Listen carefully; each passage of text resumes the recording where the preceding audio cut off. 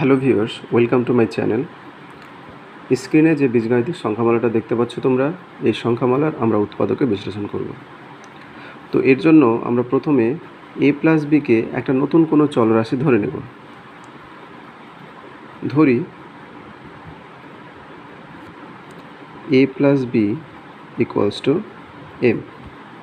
তাহলে এই সংখ্যামালাটা এখন হয়ে যাচ্ছে m square minus 4m minus 12। এবার 12কে এমন দুটো সংখ্যার গুণফল হিসেবে ভাববো যাতে করে সেই দুটো সংখ্যা থেকে বিয়োগ করে 4 আসে।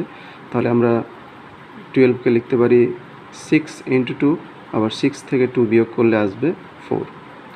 তাহলে m square minus 6 minus 2 into m minus 12, m square minus 6m minus 2m minus 12 equals to m square minus প্লাসে মাইনাস 6m মাইনাস মাইনাসে প্লাস 2m মাইনাস 12। এই দুটো থেকে m কমন যাচ্ছে, তাহলে m into m minus 6।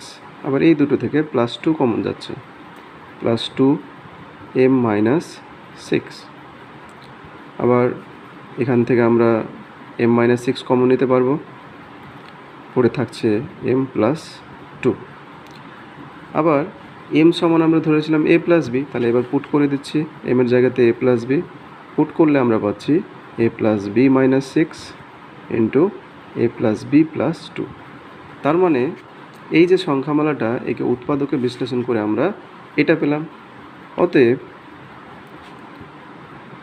a plus B তার square minus 4 into a plus B minus 12 equals to a plus B minus 6 into a plus B plus 2।